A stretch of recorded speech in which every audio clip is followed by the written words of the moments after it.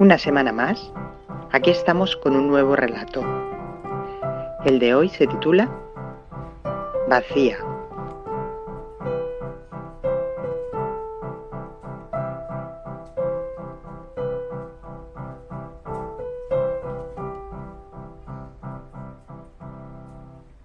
Desde que la habían operado, Margarita se sentía distinta, muy distinta. Era por culpa de esa maldita palabra. Le habían extirpado el útero, los ovarios y las trompas de falopio. Eso podía soportarlo. No eran más que órganos que habían dejado de serle útiles y se habían tornado potencialmente dañinos. No, ese no era el origen de su mal. El problema era lo que el cirujano le había dicho la mañana siguiente, cuando pasó por la habitación para ver cómo estaba.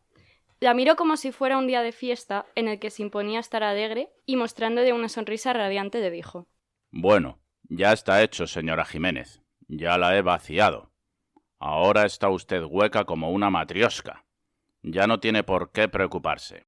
La había vaciado, y así era justamente como se sentía, vacía. Se lo había comentado a su amiga Elena, que era enfermera, aunque también un poco bruta. Eso es psicológico, Marga. Es por la mierda de educación que nos han dado.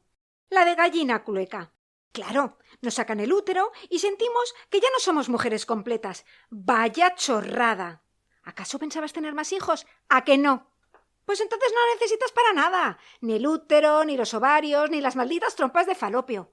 No le des más vueltas, bonita. Estás cojonuda y estás sana. Y puedes practicar sexo salvaje sin miedo a las consecuencias.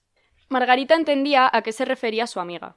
También sabía que se le decía con la mejor de las intenciones, pero no era eso. Le fastidiaba que no la comprendiera, sobre todo porque eso hacía que se sintiera sola, muy sola. Insistió un poco, intentó contárselo de otro modo, pero el resultado fue el mismo. Al fin lo dejó estar, se resignó. Eso, sin embargo, no cambió las cosas. Seguía sintiéndose vacía, literalmente. Podía percibir perfectamente que estaba hueca por dentro. Como el tronco de un árbol que con los años va perdiendo masa, dejando que la oquedad sea cada vez mayor, hasta que ya no puede seguir creciendo. La diferencia era que un árbol podía ser ocupado por alguna criatura, una ardilla, por ejemplo. Así tenía una utilidad. El roedor lo convertía en su morada y almacenaba en ella todo tipo de frutos secos para el invierno, pero el espacio que ella tenía era absolutamente estéril. Había intentado ponerle remedio, resolver ese infortunio. Una mañana se adentró en el bosque y se tumbó bajo las esbeltas hayas. Se quedó allí, sin apenas moverse, durante horas, hasta que las piernas empezaron a entumecérsele. Pero ninguna criatura la escogió para hacer su madriguera, ni para guardar sus alimentos, ni siquiera para resguardar a sus crías. La sensación de vacuidad la estaba volviendo loca. Era como si su cuerpo hubiera dejado ser una figura tridimensional y se hubiera convertido en una mera capa envolvente, cuya única función era evitar que la nada que albergaba en su interior se diluyese en el aire, haciéndola desaparecer por completo. Además, le angustiaba pensar que un buen día podía dejar de tener los pies en la tierra, no de un modo metafórico, sino real. La oquedad que la atravesaba y que cada día se hacía más grande podía hacer que saliera volando el día menos pensado, como un globo de los que tanto le gustan a los niños y que solo albergan un poco de aire, como ella ahora. Por eso había cogido la costumbre de ponerse zapatos de plataforma, mucho más pesados que los de suela fina, y de llenarse los bolsillos del abrigo o la chaqueta con unas cuantas piedras, así se sentía más segura. Notaba que su marido la miraba con cierto recelo, normal. Era como si se le hubiera robado la mitad de su esposa, que se había quedado olvidada en algún rincón de aquel frío quirófano. Le habría gustado llevarse a casa esa otra mitad, para poder enterrarla como era debido. Pero cuando había abierto los ojos, ya había desaparecido. Ni siquiera le respondieron cuando por fin se atrevió a preguntar dónde estaba, dónde la habían metido. Si una buena mañana descubriera que le habían quitado una parte de su marido, sin duda se sentiría desconcertada. Claro que habría sido peor si la parte desaparecida fuera la más visible. Habían pasado 8 semanas desde la intervención cuando su marido entró en la cocina y le dijo: Había pensado que aprovechando que es fiesta, podíamos ir a pasar el día por ahí, a darnos una vuelta. ¿Qué me dices? Había aceptado porque le daba lo mismo. Ni siquiera le había preguntado a dónde iban. Se subió al coche, puso la radio, bajó la ventanilla y se reclinó en el asiento. Era agradable sentir el aire en la cara con los ojos cerrados. Cuando el coche se detuvo, le costó recordar dónde estaba. Ya hemos llegado. Pensé que sería agradable dar un paseo por la playa. Luego podemos comer un arroz en algún chiringuito del paseo marítimo. Recorrieron toda la playa, de punta a punta. Él con los zapatos en la mano, ella con sus pesadas plataformas puestas. Apenas intercambiaron unas palabras. Se limitaron a andar sintiendo el sol de la cara y la arena amoldándose a sus pisadas. ¿Nos sentamos un poco en esta roca? exclamó ella por fin. Él la miró y le sonrió. Siempre te ha gustado sentarte a contemplar el mar.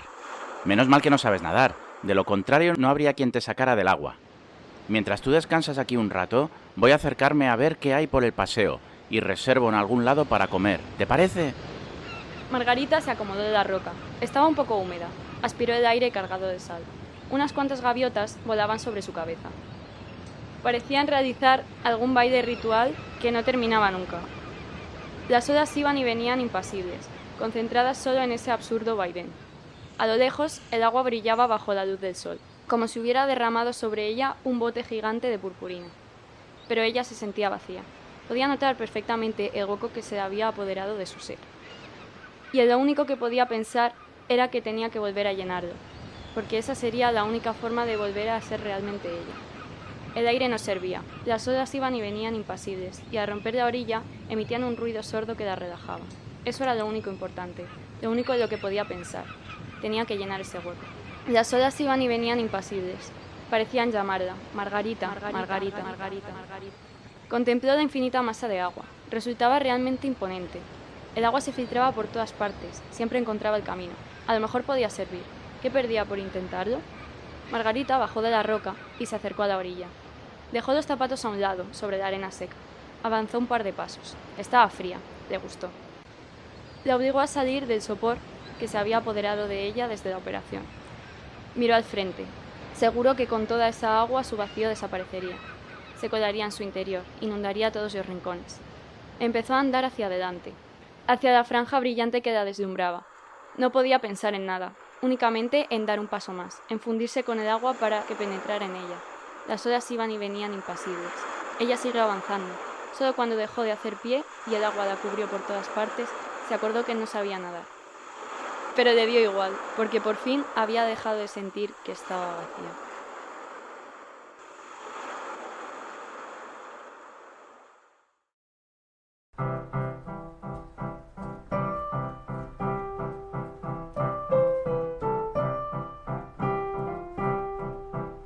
¿Habéis pasado un buen rato con el relato? Pues ahí va la frase del de la semana que viene. A ver si os animáis a participar. Ramón siempre se había sentido orgulloso de su habilidad por llevar una doble vida.